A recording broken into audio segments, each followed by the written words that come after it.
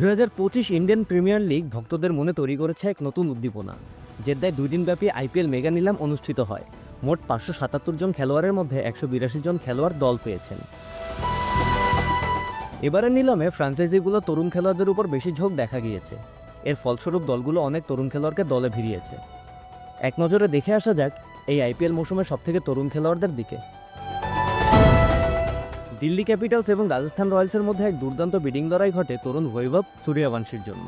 1.10 কোটি রুপির বিনিময়ে রাজস্থান রয়্যালস তাকে দলে টানতে সক্ষম হয়। এর মাধ্যমে তিনি বনে যায় আইপিএল ইতিহাসের সবথেকে তরুণ খেলোয়াড়। এবছরের শুরুতে বিহারের হয়ে রঞ্জি ট্রফিতে এ তরুণের প্রথম সারির ক্রিকেটে অভিষেক হয়।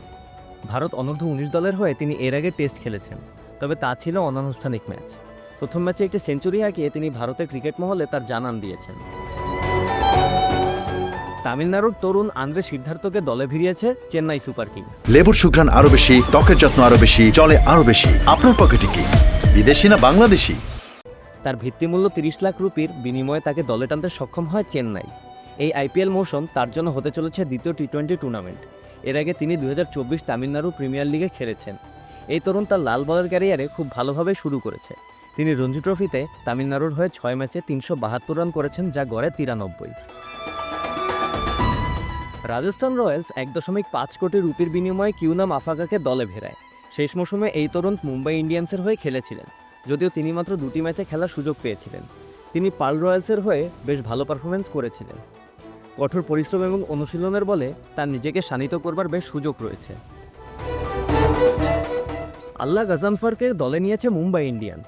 মুম্বাই নিলামের দৌড়ে ঢোকার আগে কলকাতা নাইট রাইডার্স এবং রয়্যাল চ্যালেঞ্জার্স বেঙ্গালুরু বেশ লড়াই জমিয়েছিলেন এই তরুণের জন্য। তিনি শেষ আইপিএল মৌসুমে কলকাতার দলে থাকলেও কোনো ম্যাচে তিনি সুযোগ পাননি।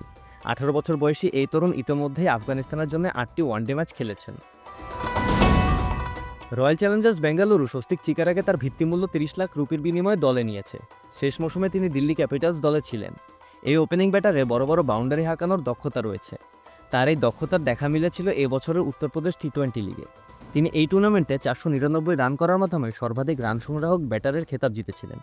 তিনি মাঝে মধ্যে অফ স্পিন বলও করে থাকেন।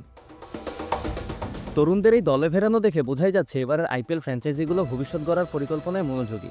সূর্যবংশীর মতো প্রতিভাধর খেলোয়াড়দের অন্তর্ভুক্তি ক্রিকেট প্রেমীদের মাঝে আগ্রহ আরও বাড়িয়ে তুলেছে। এখন দেখার বিষয় এই তরুণ খেলোয়াড়রা তাদের প্রতিভা দিয়ে আইপিএল 2025-এ নিজেদের প্রমাণ করতে পারেন কিনা। আইপিএলের এই নতুন প্রজন্ম কি দর্শকদের আশা পূরণ করতে পারবে? সেই উত্তর পেতে অপেক্ষা করতে হবে টুর্নামেন্ট শুরু হওয়া পর্যন্ত। নাবিদ আবদুল্লাহ, খেলা 71।